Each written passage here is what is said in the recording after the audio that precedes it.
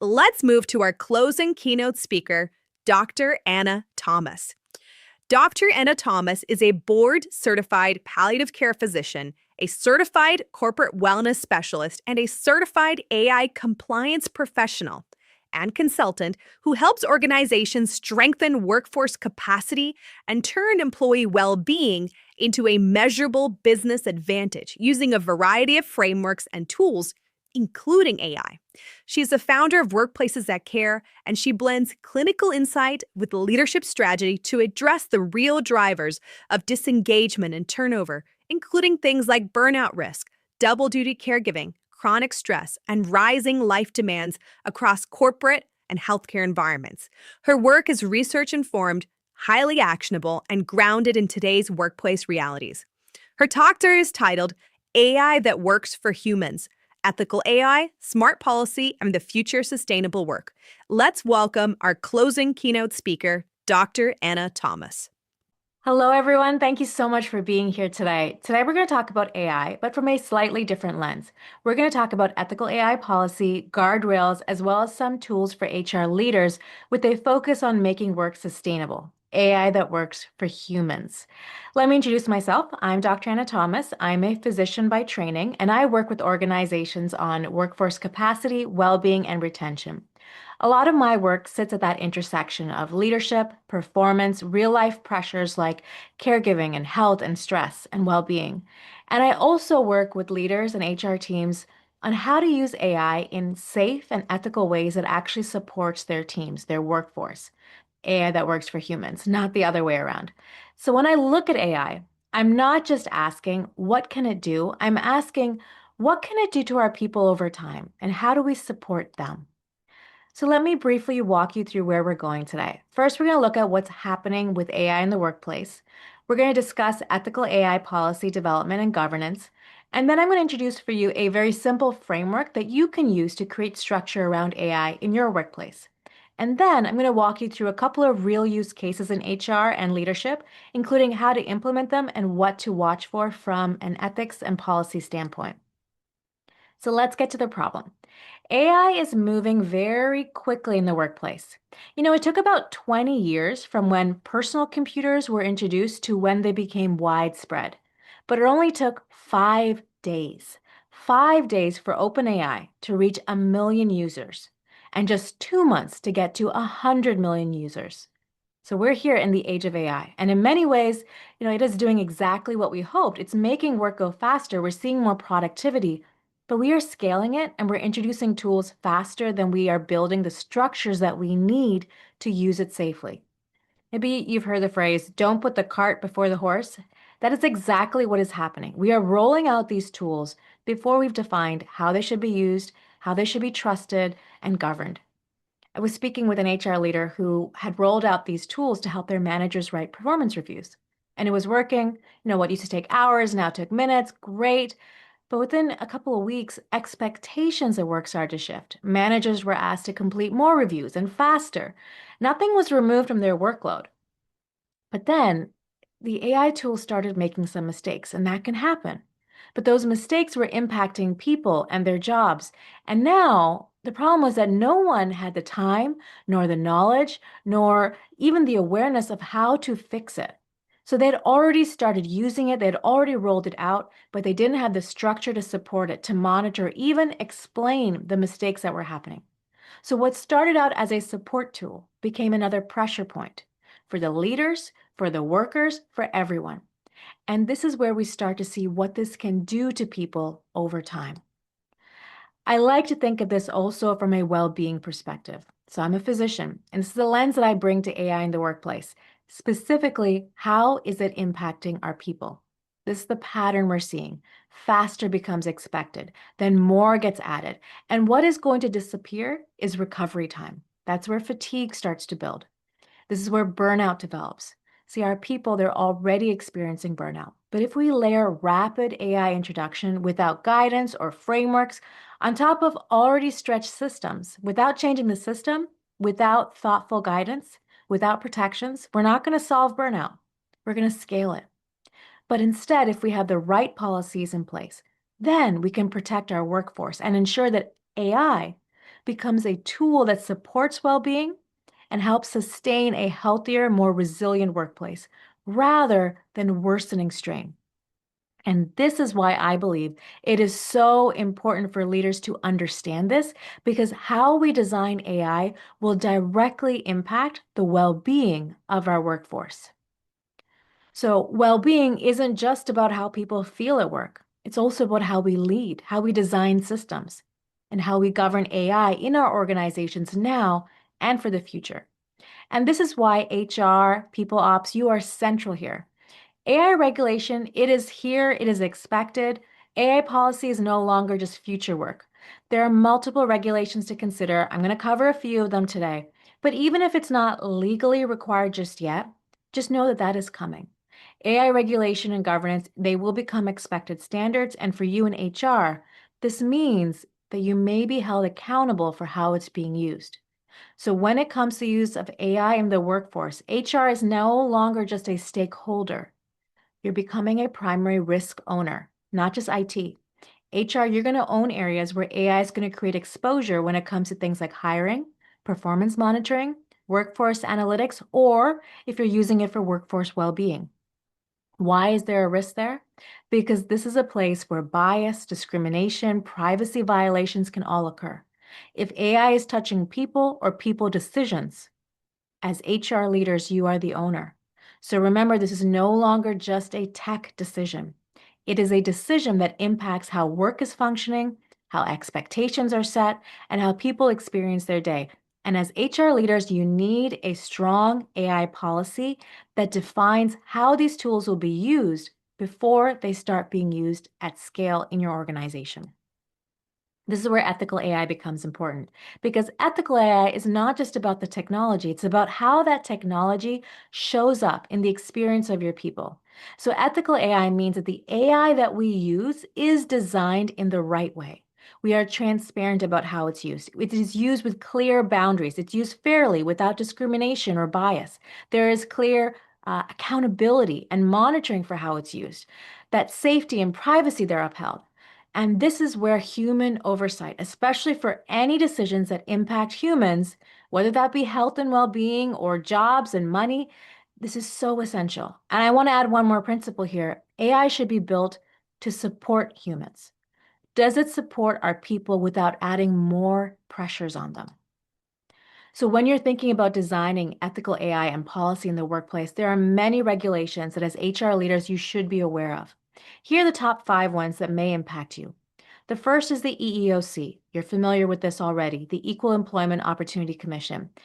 This one matters a lot right now. It means that if AI is being used for hiring or performance decisions, it still has to follow the same laws around discrimination and fairness, things like Title VII and the ADA. New York City Local Law 144.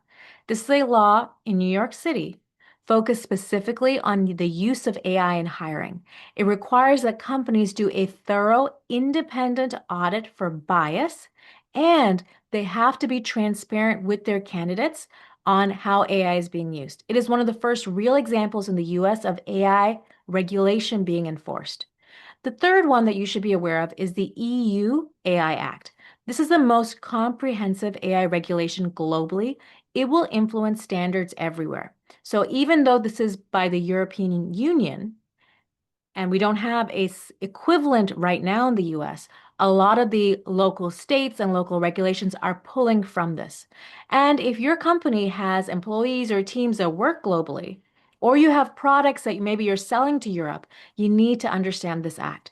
This is the global benchmark right now, and in it, this is interesting. It classifies AI used in HR, especially for workplace decisions, as high risk. The higher the risk, the more governance that's needed. And it sets out some very specific recommendations for how it should be governed, how the data should be protected, how to monitor its usage to protect the people. NIST is a US-based framework. NIST stands for the National Institute of Standards and Technology. This has frameworks that helps organizations think about AI and AI risk in a structured way. And fifth are the ISO standards. So there are a number of them. I've just listed a couple here. 42001 is probably the big one. ISO stands for International Standards, International Organizational Standards, and it's used for managing AI systems as well as other technical standards. So there are a number of them that are being developed specifically for AI, and this will help you build formal policies and processes around how AI is being governed within your organization. Now, you don't need to memorize all of them. You just need to be aware that they already exist. I'm going to pull out some of the key features in my framework for you.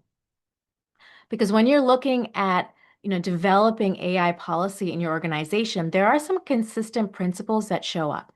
So the framework that I have is called PATS. P is for purpose, A is for accountability, T is for transparency, H is for human oversight, and S is for system monitoring. So what I'm doing here for you is I'm going to translate those principles from the regulations into what this could look like for your organization. So this is the AI governance PATS model. 5 pillars that define how AI is going to operate inside your organization, but also how you're going to protect people as the use of AI increases over time. So first, we have to start with purpose. So in governance terms, it's about defining what is our intended use.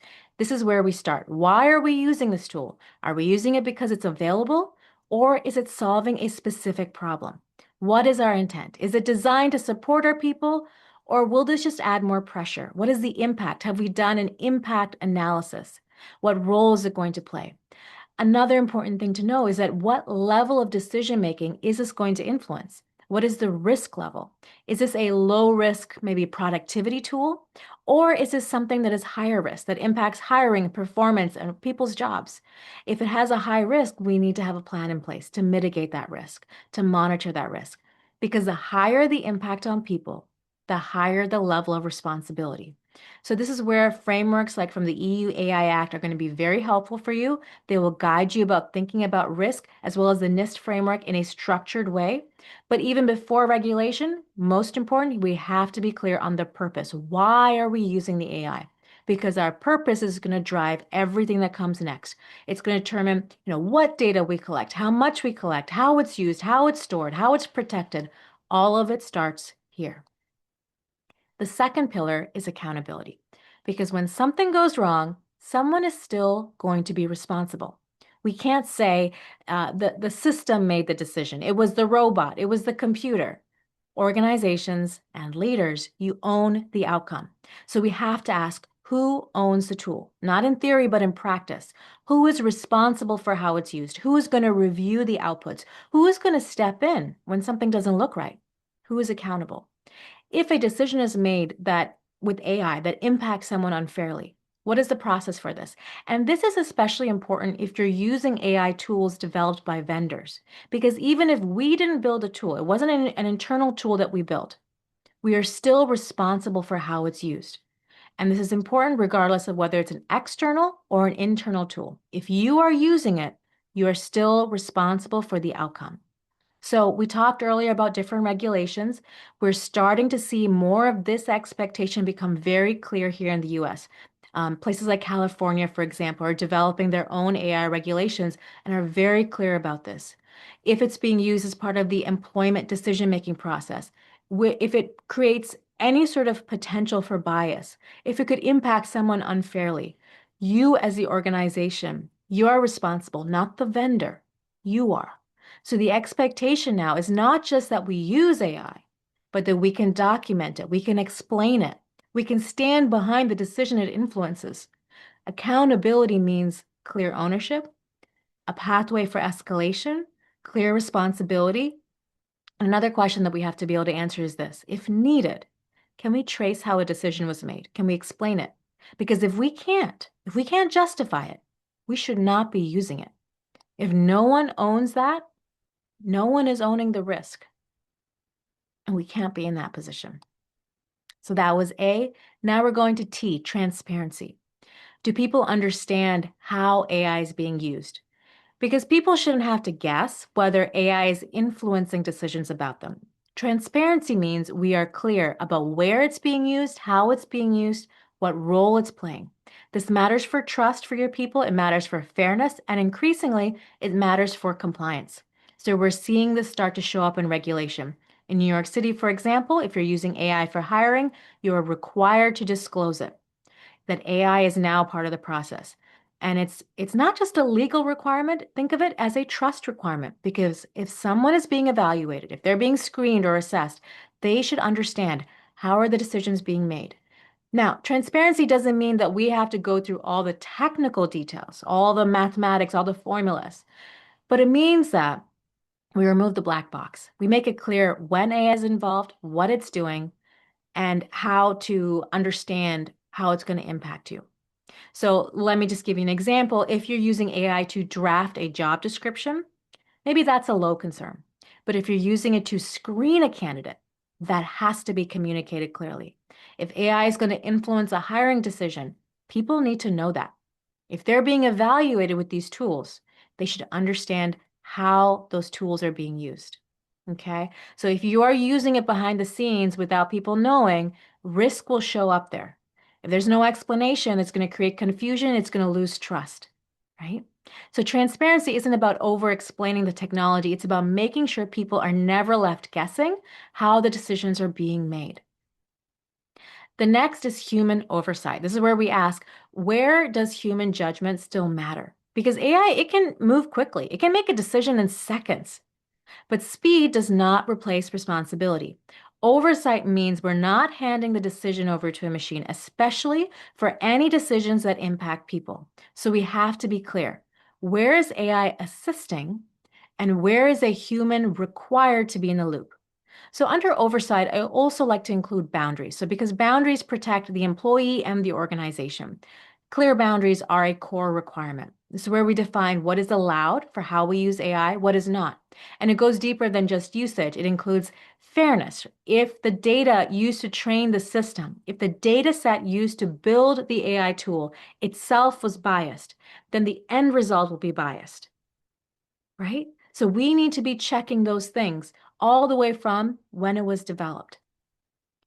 Other things to ask, are we using it in ethical ways? Not to manipulate people or to judge them unfairly.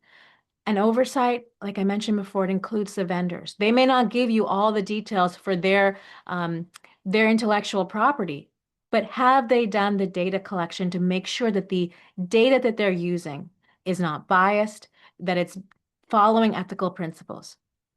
So if you are using external tools, you want to find out from the vendor, have they done the work to ensure their systems are not introducing bias, they're being used ethically? Is privacy being protected? Are we only collected what's needed? And how is that data going to be stored and protected? Because oversight is not just about the tool, it's about everything surrounding how that tool is used. And ultimately, this is where we as leaders decide what is allowed and what is not. So this is, again, I want to just get practical. Allowed might be drafting a job description, summarizing a survey, preparing reviews, right? But what's not allowed, a boundary you might have to set is we're not going to make a decision based solely on what the AI is recommending without a human reviewing it. We're not going to use AI without auditing it for bias. We're not going to input sensitive information without protections in place to protect the data. And we're going to make sure that we monitor how AI is being used. We're not using it, we're not saying we're going to use it for one purpose and then collect the data and use it for a different purpose down the road. So these are all areas where human oversight is not optional, it is essential. The final pillar is system monitoring because AI doesn't stay the same over time. What may work today, it may not work the same tomorrow. The data can change, the context can change, and the system itself can drift. So we don't just deploy AI and move on. We have to continuously monitor it.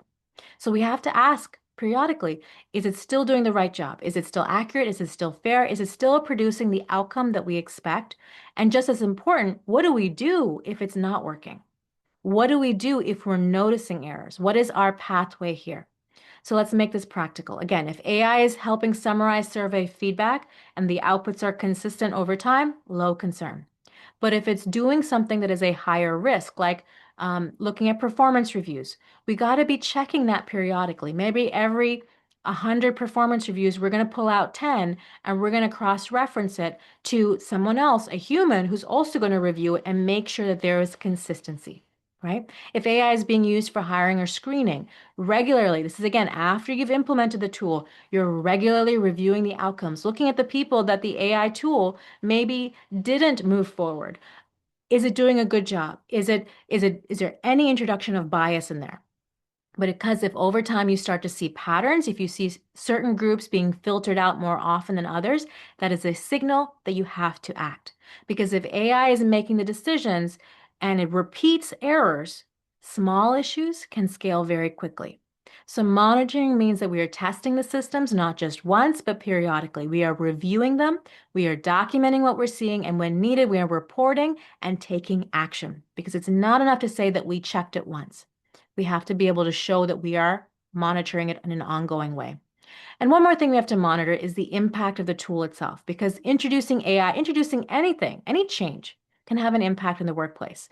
And not all change is positive, right? So we have to ask, is this actually improving the lives of our people, or is it adding more pressure? Is it reducing workload, or um, is it quietly adding more oversight and burden?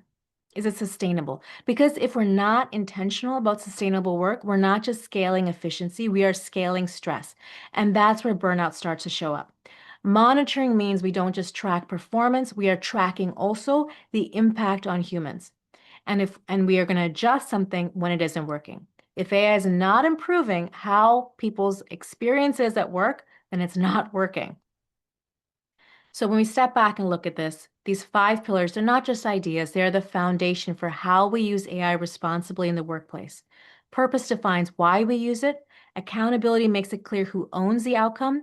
Transparency builds trust with the people impacted by it. Human oversight ensures human judgment stays in the loop and human interests are protected. And system monitoring ensures it continues to work safely, fairly, and in a way that actually supports our workforce.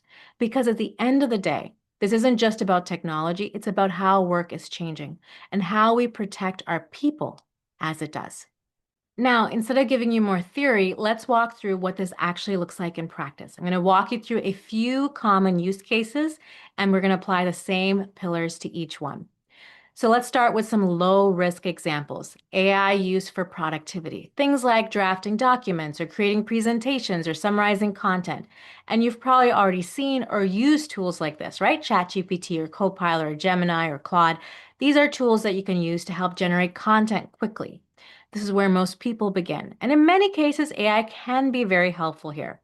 But even here, we still want a little bit of structure because even though these tools feel simple, they're still shaping how work gets done. So let's walk through these 5 pillars. So first is purpose. Purpose is very clear, save time, improve efficiency.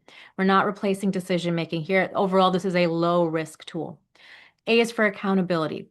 Who is going to be accountable? The person using the tool. They are still responsible for the final output. So you can't say that AI wrote it. You are still accountable for what gets shared. T is for transparency.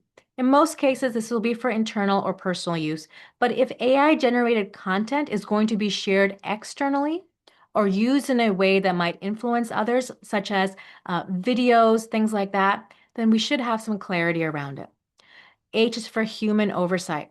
AI can generate content very quickly. Think about like your courses or your content that you might be using to teach your team members, presentations, but a human still needs to review it. You have to check for accuracy, and subject matter experts should be checking this, but also check for things like tone and context because the tool can sound incredibly confident even when it's completely wrong. So we have to check. And S was for system monitoring. We are not auditing these tools at the same level as a high risk AI tool, but we should still be paying attention. Is it accurate? Are people becoming overly reliant on it? Is it actually saving time or is it just shifting the work? And we also have to think about the data that we're putting into these tools. Are we using public tools? Are we inputting any sensitive or proprietary data into a public tool? Because once that data is entered, we can't control how it's stored or used. That includes your intellectual property for your organization, internal documents, anything that's confidential. So part of monitoring is making sure that we are using these tools appropriately, not just efficiently. So overall, this is a lower risk use case, but you can see that it still benefits from structure, even if you're using it in a personal setting, if it's being used, you got to think about what are the appropriate ways that it should be used and how to use it safely. And now let's move on to the next tool, which is a slightly higher risk example, using an AI chatbot in HR. So these are tools that can be used to help answer employee questions like, what are my benefits and policies and leave options, or general HR support. On the surface, this may feel low risk, just information. But the risk can increase when that information becomes personalized or when the employee starts relying on it to make decisions. So let's walk through those same 5 pillars. First was purpose. The purpose here is to provide quick, accessible information, reduce the burden on your team, right? Make it easier for your team members to get answers. But we have to be clear. Are they going to use this just for general information or personalized guidance? Because that's when the risk level starts to increase. Accountability. If a chatbot gives incorrect or misleading information, who is going to own the accountability there? Because the employee might act on what they're told. So, accountability means someone is responsible for maintaining the content, reviewing it, correcting errors when they happen. Even if it's a vendor tool, the organization, you still own the outcome. T is for transparency. Employees should know that they are interacting with an AI chatbot. It is not another person on the other hand, it is a chatbot. This should be clear. Should be clear what the chatbot can and cannot do, right? This is where data transparency becomes important. If employees are also going to be entering their data, what happens to it? Is it being stored? Is it protected? And other questions as well. If the questions are more personal, like in this example, right? The person is asking about benefits, not just their own benefits, but they're also mentioning that their loved one has a health issue. So they're entering personal health information for their loved one. Now the level of risk is going to increase a lot more because we're dealing with sensitive data, not just general questions. So how we are protecting that information, what we're collecting and what we're not collecting, we have to be clear. This is where human oversight comes in, right? Even though it's just a chatbot, there still needs to be human oversight. Who's going to review the responses? Who's going to ensure the information is accurate? Is there a clear path? Are we making sure we're following ethical guidelines? And system monitoring. Over time, are the answers still accurate? Are they consistent? If an employee asks the same question 2 different times, are they getting different answers to the same question? Are there patterns there? Are we regularly reviewing it? Because even though this may feel very simple, it can influence how an employee understands their benefits, their policies, and their rights. So overall, this still sits at that low to medium risk range, but it requires more structure than a simple productivity tool, because now we're not just supporting work, we are shaping employee decisions. Now let's move to the higher risk use case, AI and performance reviews and compensation. This is where the impact becomes more significant because now we're not just supporting work, we're influencing how people are evaluated, how they're recognized, and in some cases, how they're paid. Let's make this more concrete. Think about an organization who is building an internal AI tool for performance reviews. The manager completes their evaluation, they write their feedback, they give their ratings, then all of that information is fed into an AI system. The AI system analyzes all of that, looks at the patterns, and then it generates a final summary and maybe even recommends a performance rating and a suggested bonus. So what started out as a support tool now is influencing outcome. The question is, are we going to accept that recommended bonus range without question? Are we using AI or is AI using us? How much influence will it have on the final decision? That's what we have to be careful about. So 5 pillars. Purpose. Are we using it to summarize feedback or are we going to use it to make a determination? Accountability. If the rating or the bonus recommendation is incorrect, who's going to own that? Because this decision can impact career, compensation, how people feel valued. T is for transparency. Do your team members know that AI is going to be used as part of the evaluation process? Because if someone gets an outcome and they don't understand how it was determined, trust will break down quickly. H is for human oversight. Is the manager going to review and adjust the output, or are they going to rely completely on what the system recommends?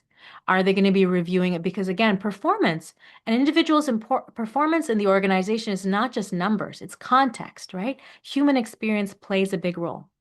And S is for system monitoring. Are we reviewing the outcomes? Are we making sure there's no bias or any certain groups getting different treatment? Are there patterns there? If something isn't looking right, do we have a process to step in and correct it?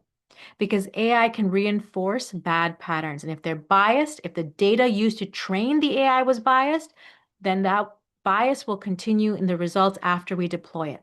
So overall, this is now medium to high risk. It still requires a lot of thoughtfulness before implementation. It requires strong structure, and because it's now moving to a higher level of responsibility. So it started off as a support tool to make things easier for the managers and the leaders, but now if it starts to influence outcome, we have to be careful because this is where the impact on people can really start to show up. Highest risk use case is AI in hiring and screening. This includes tools that review resumes, rank candidates, or even analyze virtual interviews. So they do a virtual interview and then the AI analyzes the results. So imagine a company is getting hundreds or thousands of applications, and instead of manually reviewing each one, you use an AI system that will scan the resume, look for keywords, compare candidates, then ranks or filters them, and then you have the candidates that go to the next level, do a video interview, and then the AI analyzes the video on the responses and picks the best candidates and move those ones forward, and then those ones will see an actual person for an in-person interview. So now AI is not just supporting the process, it's directly influencing who moves forward at each level. Purpose. The goal is efficiency, right? To manage large volumes of applicants. But we have to ask, are we supporting decisions or are we replacing them? Because when you're filtering candidates, it can impact someone's career, someone's job. It can shape opportunity. Accountability. If the system is biased or if it's unintentionally filtering out certain groups, who's going to own that? How will we prevent it? Who's going to supervise that? Because even if it's a vendor tool, the organization is responsible for the outcome. T is for transparency. Regulations are very clear. Places like New York City, if AI is used in the hiring process, candidates must be informed. There are also requirements for an independent audit on bias because candidates have a right to know when and how AI is influencing them and the decisions about them. Human oversight is critical here. Are humans reviewing the candidates that have been accepted, but also the candidates that were filtered out? Are we periodically checking them, looking for ethics there? Are we relying entirely on the system? Because once a candidate is screened out, we may lose track of them entirely, but there may be some amazing people in that group. So we have to be careful that we continue to have human oversight. System monitoring. Are we reviewing our outcomes over time? Are we checking to make sure there isn't bias? Are we documenting all of this? Are we taking action when needed? We need to have those processes in place before we scale the use of a tool like this because this is one of the highest risk tools. It affects fairness, opportunity, trust. So this is a high risk use case. It requires strong governance across the 5 pillars because here AI is not just supporting decisions, it's shaping who may get the opportunity in the first place. One more example, because this is where things can quietly shift. If a company brings in a well-being tool, so I talk a lot about well-being. If you bring in a tool to reduce burnout, and that is the intention, that is the goal, support people, right? Help them understand their workload. But over time, we are using the data from that tool to track behavior. What might have started out as support can start to feel like monitoring. So this is very important. Even if the initial intention was good, we need to have those systems in place to make sure we don't drift and start to use the data in a different way. And even if it's a vendor tool, the organization owns how it's used because without clear boundaries, tools that maybe were designed to make life easier to reduce pressure, they can end up increasing it. And this is why this matters more than ever. Even tools designed for well-being, we still need to make sure we are thinking about that governance path. So when we step back and look at all of this, it brings us back to where we started. Not just what AI can do, but what it can do to people over time and how can we support them in a safe and ethical way. Across all those examples I shared, the patterns are the same. AI can make things faster, it can change expectations, it can shape decisions, it can change how people experience work. And over time, that can shape something bigger. It can shape workload and pressure and ultimately well-being. And that impact can depend whether or not you have the structure in place. But if you have the structure in place, you can make sure you have the protections in place to mitigate those risks. So if you're thinking about what to take back from today, I like to keep it simple. Before you scale AI in your organization, make sure you define the purpose, be clear on why you're using it, assign clear ownership. Make sure it's clear which department, which team is responsible for this, for owning it, for monitoring it. We must be transparent. Our people should understand how it's being used. We have to make sure humans are in the loop for any decisions that impact people. And we need to monitor it over time, not just in the beginning, but also not just performance of the tool, but also the impact of the tool. Because when all of those pieces are in place, AI can become something that supports your people, not something that just adds more pressure. And that is the real shift. It's a difference between scaling efficiency and creating sustainable work, work that is going to work better for humans, with AI that works for humans, not the other way around. And that's exactly the work I do with organizations, taking these ideas, turning them into something practical. Because for most teams, the challenge isn't just understanding AI, it's knowing how to use it in a way that actually supports people. So my work focuses on workplace well-being and workforce capacity, the real pressures employees are navigating every day, caregiving challenges, health challenges, family demands, the increasing pace of work. And I work with organizations with workshops for leaders as well as employees, as well as AI governance strategy to help you put structure around these tools in a way that supports the well-being of your workforce. So that when you're introducing AI, you're not just increasing efficiency, you're also protecting your people at the same time. If you would like a copy of today's slides, scan the QR code shown here. I would really love your feedback as well. And if you're interested in bringing this training or an expanded version of this training to your organization and your team, please connect with me. I'll leave this up for a moment, but I'll leave you with this. AI is already changing how work happens. The question isn't whether our organization will use it. The question is, will we use it intentionally or will it be inconsistent? Will we use it to support our people or quietly increase pressure on them? And that comes down to one thing, how it's governed. Because AI doesn't need to be built by HR, but it absolutely needs to be governed by HR. And the organizations that get this right, they're not just more efficient, they're more sustainable. So thank you so much for your time today. Hope you enjoy the rest of the summit. Thank you, Dr. Anna Thomas, for your closing keynote, AI that works for humans. Please be sure to connect with Dr. Thomas and get the free resource that she is sharing with you today on the slide using the QR code provided. And again, if you'd like to connect with her, her email is admin@workplacesthatcare.com. Place any questions that you have for her in the Q&A box, and she will get in touch with you after the summit via email.